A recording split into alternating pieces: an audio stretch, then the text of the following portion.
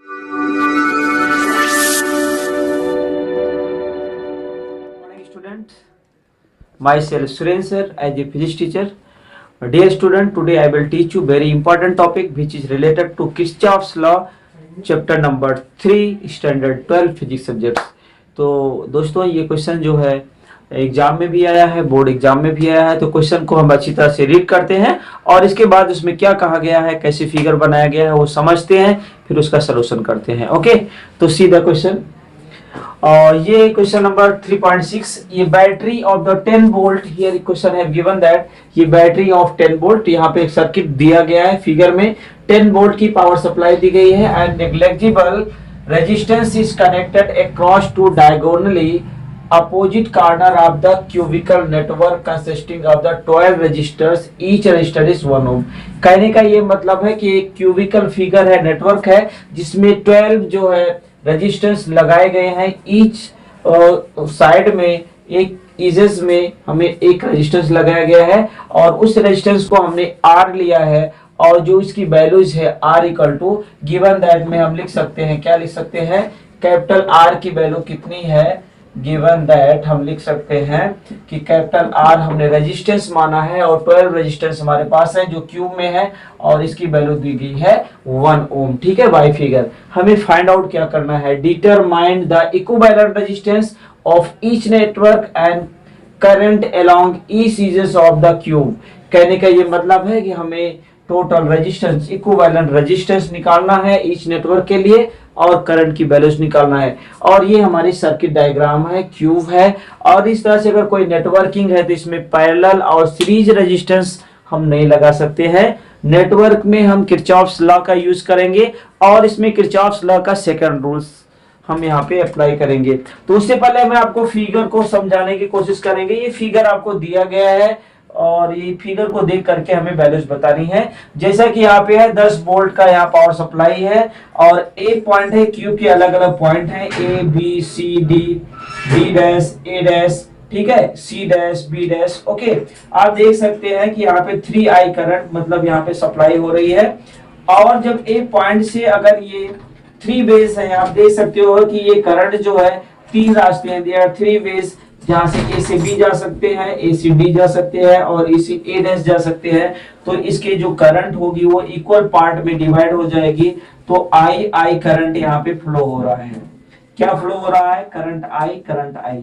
अब आप देख सकते हो ये करंट अगर इस बी पॉइंट पे पहुंचती है तो कितने रास्ते होते हैं, there are 2 ways of that, one is the b to v dash and other is b to c. आप देख सकते हैं यहाँ पे रेजिस्टेंस हमने सब पे R लिख दिया है, ठीक है, और R की वैल्यू क्या है, 1 ओम है, हम लास्ट में उसकी वैल्यूज को रखेंगे। अब आप देख सकते हैं यहाँ पे 2 वेज है, अगर यहाँ पे करंट पावर सप्लाई आई आ रही है तो इसको अगर डिवाइड होगा हाफ तो कितना हो जाएगा, हाफ ये हो जाएगा और हाफ ही करंट यहाँ पे भी फ्लो होगी I/2। ठीक है, अब ये करंट यहाँ पे गया ½ है और इसी तरह से अगर डी पॉइंट पे ये करंट पहुंचती है I तो यहाँ पे 2 पार्ट पे डिवाइड हो रहा है, एक में I/2 हो जाएगा, दूसरे में भी I/2 हो जाएगा। लेकिन अगर ये DC और BC सी पॉइंट पे मीट कर रहे हैं तो इस पे जो करंट होगी वो क्या हो जाएगी, I/2 प्लस I/2 क्या हो जाएगा, I हो जाएगा। इसी तरह से आप देख सकते हो कि ए डैश पे जब हम पहुंचते हैं तो वहां पे करंट I होता है, लेकिन ए डैश से लेकर डी डैश पे जाते हैं या फिर बी डैश पे, देयर आर 2 वेज, तो I/2 करंट हो जाता है। लेकिन डी डैश पे अगर हम पहुंचते हैं तो आप देख सकते हो कि डी से एक रेजिस्टेंस यहाँ पे जुड़ा करंट है, डायरेक्शन एक ही है, तो ये I/2 फिर से I हो जाएगा। इसी तरह से आप यहाँ पे भी बी से बी डैश में इसकी वैल्यू I/2 है, ये I/2 है और बी डैश से लेके सी डैश में जो करंट फ्लो होगा वो I होगा। अब आप यहाँ पे देख सकते हो कि ये 3 point D C dash, B से सी डैश और सी से सी डैश किसी सी पॉइंट पे मीट कर रहे हैं और सभी में I करंट होता है। तो टोटल करंट जब यहाँ से सी डैश से आउट होगा करंट तो वो फिर से 3I करंट यहाँ पे फ्लो होता है। तो इस तरह से ये परिपथ है। अब इसमें हमें निकालना है रेजिस्टेंस। तो आप देख सकते हो अगर किरचॉफ्स लॉ लगा रहे हैं और तो उसमें क्लोज फिगर होना चाहिए। तो हम बात कर रहे हैं यहाँ पे एक क्लोज फिगर की बात करते हैं, applying the Kirchhoff second law by this equation. आप इस दर से भी जा सकते हैं, आप इधर से भी जा सकते हैं, हम उस पाथ कोई भी ले सकते हैं। तो अब आप यहाँ पे देखिए क्लोज फिगर की बात कर रहे हैं, ए बी सी सी डैश फिर इसके बाद बैटरी ई एंड फिर ए, तो एक क्लोज पाथ हो गया। तो हम क्या करेंगे, यहाँ पे हम सीरीज और पैरेलल कनेक्शन का यूज नेटवर्क में हम किरचॉफ के सेकंड रूल्स को अप्लाई करेंगे। तो लिखिए अप्लाइंग द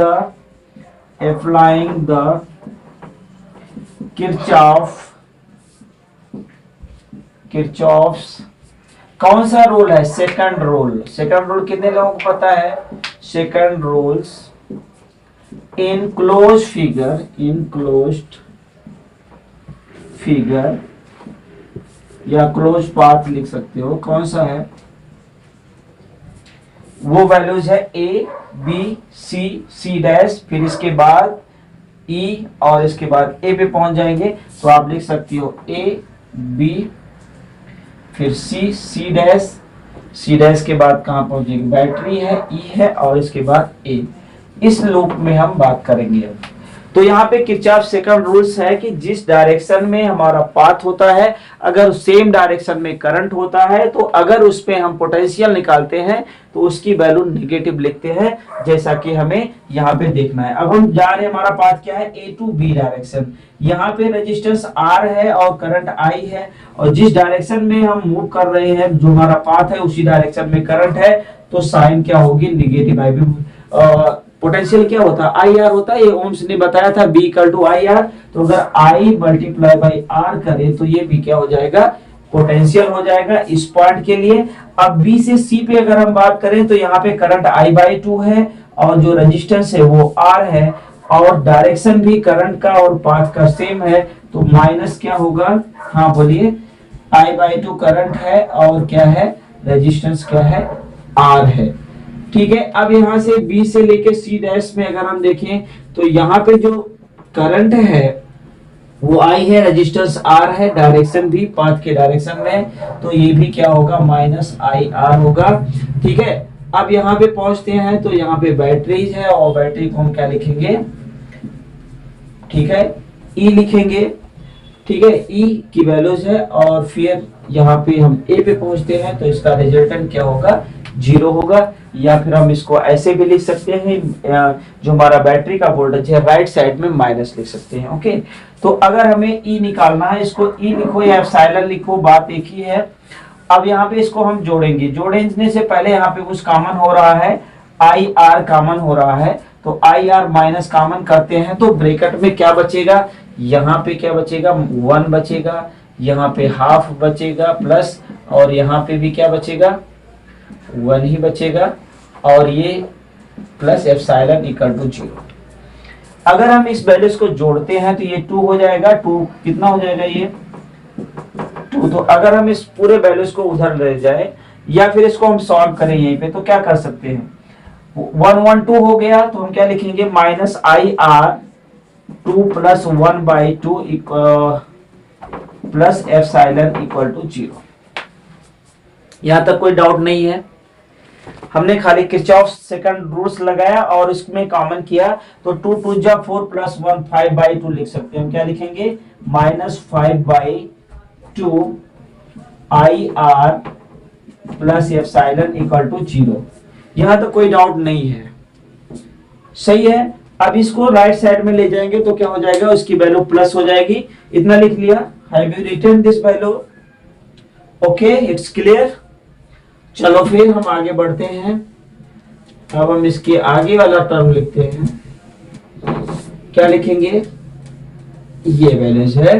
हम बैटरी का ईएमएफ E इक्वल टू क्या लिखेंगे, 5 बाई 2 आई आर लिखेंगे। और हमने अभी यहाँ क्वेश्चन में लिखा गया है कि जो वैल्यूज है इसकी ओम है वो कितना है, बैटरी का आर की वैल्यू कितना, 1 ओम है।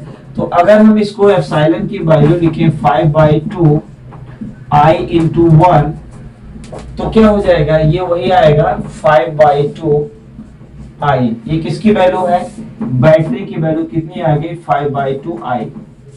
यहाँ तक कोई प्रॉब्लम नहीं है, लेकिन हमें तो क्या निकालना है, ये तो आई था बैटरी के फॉर्म में, आई की वैल्यू से हमें निकालना क्या है कि इसमें करंट कितना फ्लो हो रहा है वो भी निकालना है, और जिसकी वैल्यूज को निकालना है। तो चलते हैं, मैं उसकी वैल्यूज को निकालते हैं।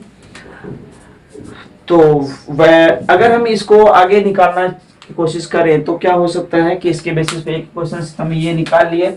अगर हम टोटल रेजिस्टेंस की बात करें तो ओम्स ने क्या बताया था, बाई ओम्स क्या हम लिख सकते हैं कि V equal to I R होता है।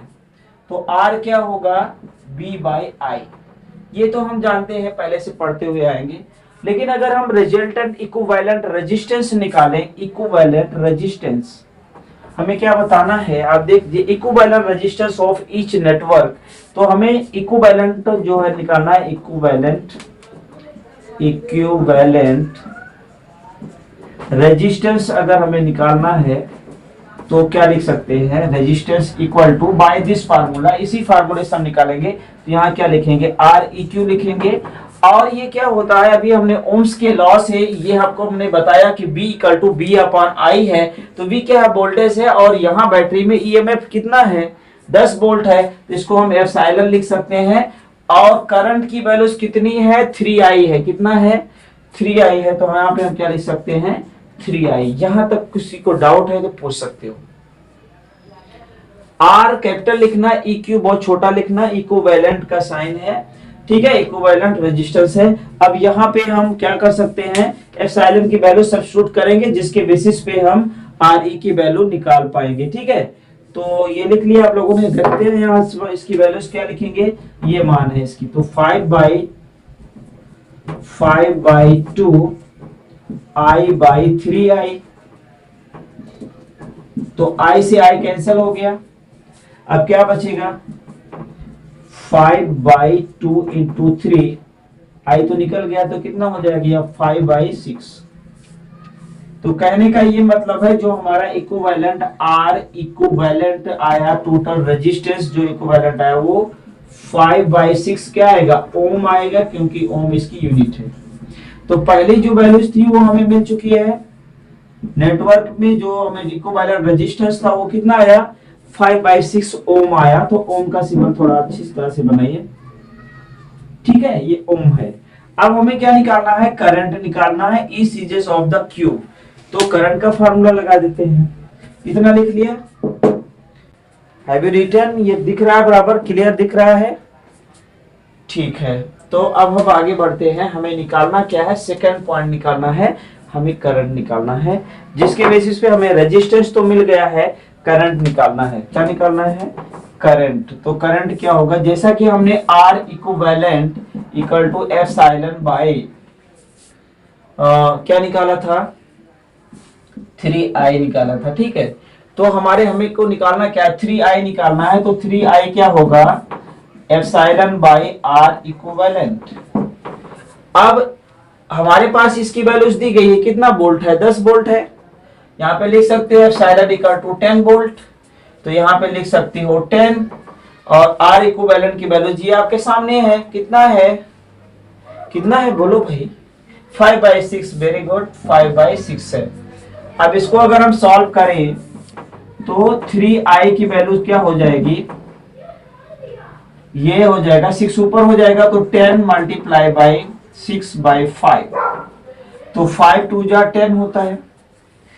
तो जो हमारा टोटल अगर हम करंट की बात करें तो वो क्या आ जाएगा, 3I इक्वल टू आएगा 12, 3I इक्वल टू 12 क्या एम्पियर। लेकिन अगर each cases of the current is along to each edges of the cube, हमें हर एक इजेस की चीज से I करंट है, यहाँ पे I है, तो हर एक इजेस पे कितना करंट होगा वो निकालना होगा। तो हम क्या लिखेंगे, I इक्वल टू 12/3, तो कितना हो जाएगा, 4 हो जाएगा। तो इस बेसिस पे हम I इक्वल टू क्या लिख सकते हैं, 4 एम्पियर। तो I की वैल्यू आएगी 4 एम्पियर, और टोटल करंट 3I की वैल्यू आएगी 12 एम्पियर। तो ये हमारा आंसर होगा, और इस तरह से हमें इसको सॉल्व करना होगा। ये बोर्ड एग्जाम में क्वेश्चन आया है। यहाँ पे प्रॉब्लम क्या आती है कि हम इसमें कौन सा लूप लगाएं या फिर कौन सा नियम लगाएं। सीरीज और पैरेलल इसमें बिल्कुल नहीं लगेगा। अगर इसको लगाओगे तो इससे नेटवर्क को रिड्यूस ही नहीं कर पाओगे, इतना बड़ा होगा कि कुछ आएगा ही नहीं। हमें किरचॉफ सेकंड लॉ यहाँ पे अप्लाई करना है, उसके बेसिस पे हमें करंट और दोनों की वैल्यू निकाल लेना है। तो आई थिंक ये कैसे निकाला गया आपकी समझ में आ गया होगा। Okay, thank you.